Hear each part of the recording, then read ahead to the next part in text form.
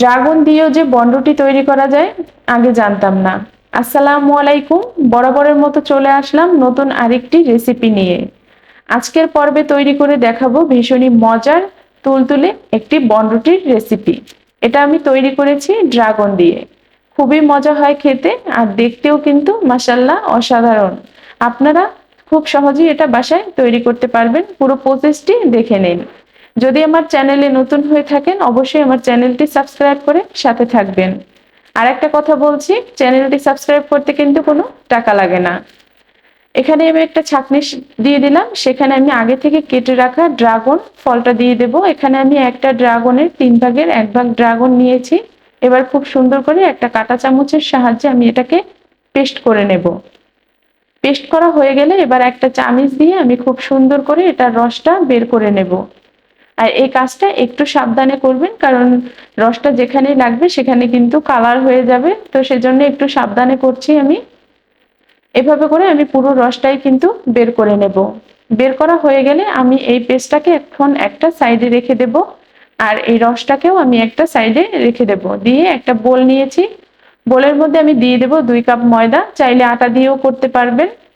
সাথে আমি দিয়ে দেব 1 টেবিল চামচ ইস্ট, আর সাথে দিয়ে দেব 2 টেবিল চামচ চিনি। দিয়ে শুকনো উপকরণগুলোকে খুব সুন্দর করে একটু নেড়ে চেড়ে নিলেই হয়ে যাবে। যেন ইস্টটা খুব ভালো করে সব জায়গাতে পৌঁছাতে পারে সেভাবে একটু মিক্স করে নেবেন। মিক্স করা হয়ে গেলে এবার আমি এখানে দিয়ে দেব সেই ড্রাগনের যে রসটা আমরা বের করে রেখেছিলাম, সেটা আমি এখানে দিয়ে দিলাম। আমি পুরোটাই দিয়ে দেব অল্প অল্প করে। এবার দেখুন আমি অল্প অল্প করে যখন আমার পুরোটা রস দেওয়া হয়ে যাবে তখন কিন্তু যতটা পরিমাণ আর মানে পানি দরকার হবে, পানির বদলে আমি কিন্তু এখানে দুধ দিব, কারণ এতে করে রুটিটা খেতে আরো ভালো লাগবে।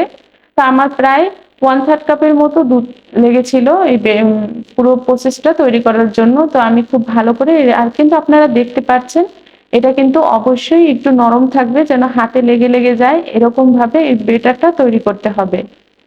তো আমি খুব সুন্দর করে এই ব্যাটারটা তৈরি করছি। দেখুন আমার এখানে আরো একটু দুধ লাগবে, তো আমি দিয়ে খুব ভালো করে এটাকে মিক্স করে নিলাম। দেখুন কতটা অসাধারণ লাগে ড্রাগনের কালারটা।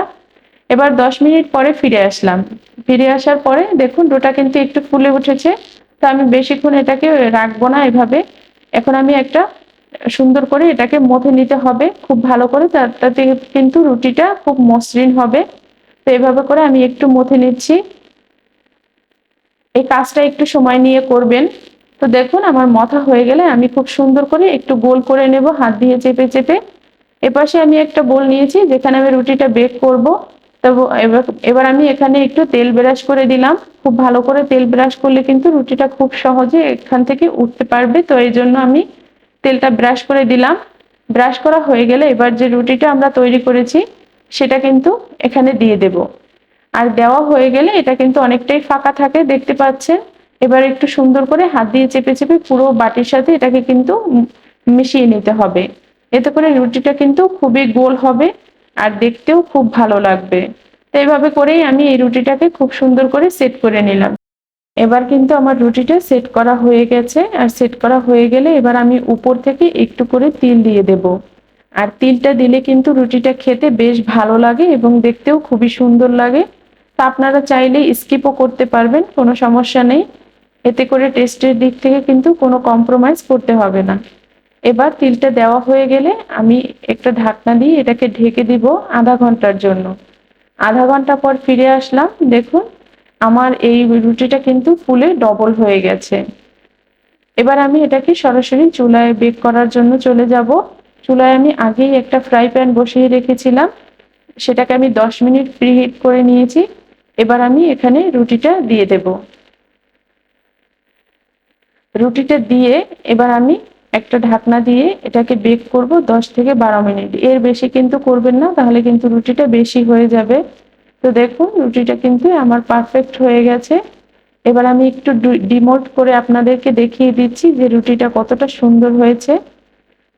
খুবই সুন্দর হয়েছে। আমি কিন্তু আমার 12 মিনিট সময় লেগেছে, তো আমি বলবো আপনারা 10 মিনিটের মতো করবেন, এতেই কিন্তু হয়ে যাবে। দেখুন অসাধারণ হয়েছে রুটিটা, খুবই সুন্দর। অবশ্যই আপনারা বাসায় একবার ট্রাই করবেন। আর একটু ভিন্নভাবে তৈরি করলাম, খুবই ভালো লাগলো আমার কাছে, আপনাদের কাছেও আশা করছি ভালো লাগবে। যদি রেসিপিটি ভালো লাগে তাহলে অবশ্যই আমার চ্যানেলটি সাবস্ক্রাইব করে সাথে থাকবেন।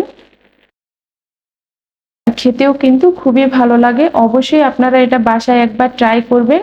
ট্রাই করলে নিজেরাই বুঝতে পারবেন যে আসলেই রুটিটা অনেকটা টেস্ট লাগে আর ভিন্ন একটা রুটি তৈরি হয়, খুবই ভালো লাগে। আপনারা অবশ্যই বাসায়